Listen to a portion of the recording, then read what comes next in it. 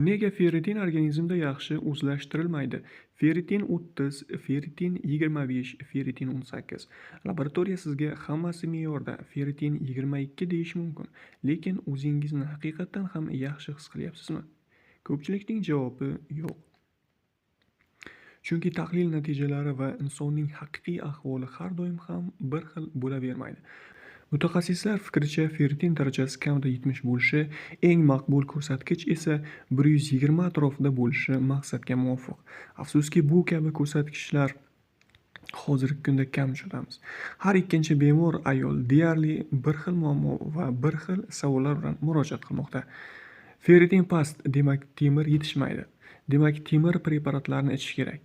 Bu mantiqan to'g'ri tuyuladi, ammo amalda nima bo'ladi? 6 oy davomida temir preparatlarini qabul qilinadi, preparatlar almashtiriladi, dozalar oshiriladi. Qo'shimcha ravishda C vitamini ham qabul qilinadi, lekin ferritin ko'rsatkichi deyarli o'zgarmaydi. O'sha joyda qolaveradi. Nega shunday? Chunki past ferritin bu faqat temir yetishmasligi emas.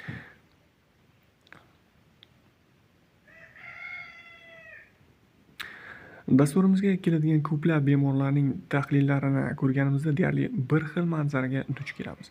Ferritin past, oqsil miqdori past, ayrim muhim ko'rsatkichlar me'yordan past, jigarda yog' bosish, gepatoz belgilari mavjud, oshqozon kislotaligi yetarli emas, bu hamda o't suyuqligi aylanishda dimlanish kuzatiladi.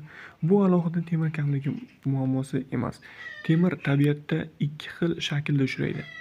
2 valentli va 3 valentli. Organizm esa asosan 2 valentli temirni yaxshi o'zlashtiradi. U 12 barmoqli ichakda tez so'rilib, qon oqimiga o'tadi. Dorixonalardagi ko'plab temir preparatlari esa 3 valentli shaklda bo'ladi. Ularning organizm tomonidan o'zlashtirilishi uchun avval 2 valentli shaklga aylanishi kerak. Bu jarayon uchun oshqozonning yetarli kislotaligi muhim ahamiyatga ega. Oshqozon muhiti kislotaga boy bo'lsa, temir osonroq o'zlashtiriladi. Agar kislotalik past bo'lsa, temirning bir qismi organizm tomonidan to'liq so'rilmasdan chiqib ketishi mumkin. Xo'sh, nega oshqozonning kislotaligi pasayadi? Buning sababi turlicha bo'lishi mumkin. Doimiy stress, noto'g'ri ovqatlanish, hazm tizimi faoliyatining buzilishi, ayrim kasalliklar yoki dori vositalarini uzoq muddat qabul qilish shular jumlasidan. Shuning uchun temir tanqisligi bilan kurashishda faqat temir qabul qilish emas, balki hazm tizimi holatini ham baholash muhim. Nega oshqozon kislotaligi pasayib ketadi? Ko'p hollarda bu o't suyuqligining normal aylanishi buzilishi bilan bog'liq bo'ladi. O't pufagi o'z vaqtida chiqmasa, hazm tizimida turli muammolar yuzaga kelishi mumkin. Natijada oshqozonda noqulaylik, kuyish hissi, reflyuks va hazm bilan bog'liq shikoyatlar paydo bo'ladi.